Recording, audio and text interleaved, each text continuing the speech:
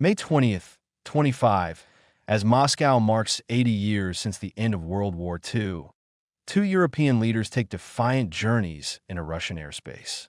Serbia's Alexander Vucic, undeterred by EU pressure, reroutes through diplomatic turbulence to stand with Vladimir Putin.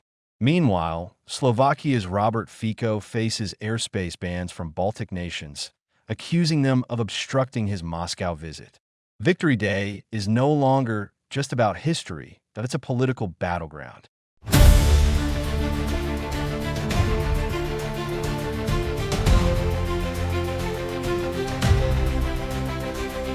Serbian President Aleksandar Vucic has arrived in Moscow on May 7th, defying EU pressure and deepening his already complex diplomatic balancing act between East and West.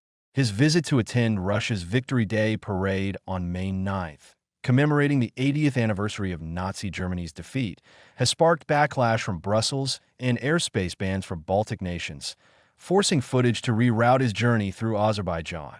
But now on Russian soil, the Serbian leader is doubling down following his arrival in Moscow. Muted said, "It's pretty amazing. I haven't been to Moscow for a long time, more than 4 years. I traveled today. It seems to me longer than as my friend Milan," Nesbitt said. Then Churchill, Roosevelt, and Stalin traveled to Yalta. "I am proud of the fact that Serbia makes its own decisions, independently proud of the anti-fascist struggle of the Serbian people as a whole and the citizens of Serbia, and we must never forget that, and we must never allow the revision of history."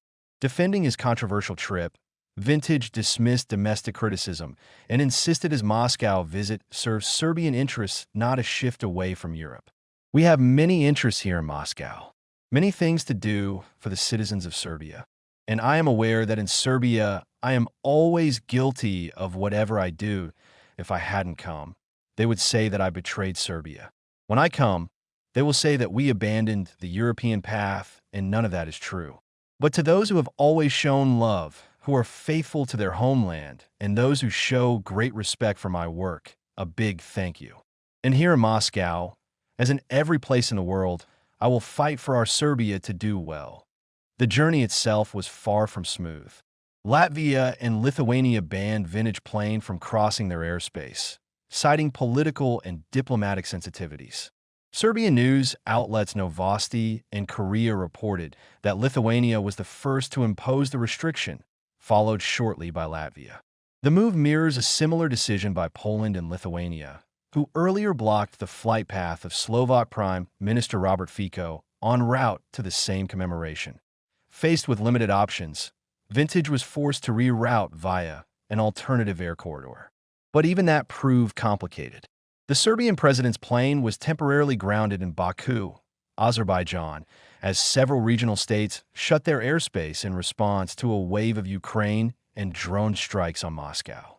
Airports in the Russian capital were closed for 3 consecutive days, reflecting growing security concerns within the city. Serbia's Tanjung news agency confirmed that after a 2-hour delay, Vucic's aircraft was cleared to proceed. The Kremlin has since confirmed that a meeting between Vintage and Russian President Vladimir Putin will take place on May 9th. The visit, however, has drawn sharp criticism from Brussels. EU spokesperson Marcus Lamont reiterated the bloc's position last week, stating relations with Russia cannot be business as usual in reference to Moscow's ongoing war in Ukraine. The European Commission has repeatedly warned that candidate countries, Serbia has held that status since 2012, are expected to align their foreign policies with EU principles. Despite those warnings, Vucic continues to walk a tightrope. Hours before departing for Moscow, he hosted both the Russian and British ambassadors in Belgrade, a diplomatic balancing act that has become a hallmark of his foreign policy. The Kremlin, meanwhile, sees strategic value in view to its presence, leveraging the optics of support from a prominent Balkan leader as it seeks to undermine EU influence in the region. The Balkan nation has long nurtured ties with Russia, dating back to shared opposition to NATO during the 1999 Kosovo War. Since the Russian invasion of Ukraine in 2022, Serbia has maintained those ties, declining to impose sanctions on Moscow, yet supporting certain UN resolutions against it. For now, Vucic continues his balancing act, navigating airspace bans, EU pressure, and shifting geopolitical loyalties while walking a narrow line between Brussels and Moscow.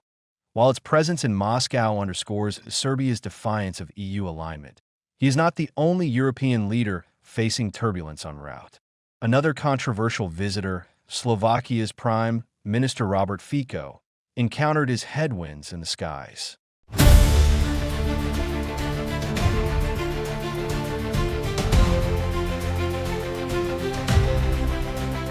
Slovak Prime Minister Robert Fico on May 8 said that attempts are being made to obstruct his visit to Moscow after several Baltic nations' bodies aircraft from entering their airspace. In a video post on Facebook, Fico said he had received a last-minute message from Estonia informing him that his plane would not be permitted to fly through its airspace en route to Russia. Picketing Richard Rogers area. Good evening, dear friends. Estonia told us a few minutes ago that they will not allow us to fly over their territory, despite the fact that the Slovak Republic has year-round permission to use Estonian airspace for our government squadron out of course. This is a deliberate attempt to frustrate my visit to Moscow on the occasion of the official celebrations of the 80th anniversary of the end of the Second World War.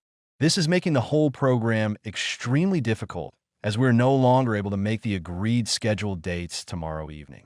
The 8th May Day in Moscow.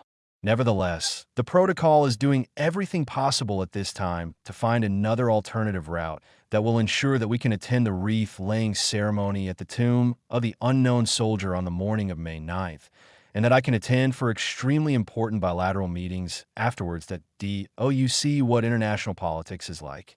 He claimed the delay had disrupted plans for 4 extremely important bilateral meetings and assured he was doing everything possible to reach the Russian capital. Focus visit notably does not include participation in President Vladimir Putin's Victory Day parade. Estonia, Latvia, and Lithuania have all denied his overflight request, citing concerns over involvement in Kremlin-linked events deemed incompatible with European Union values.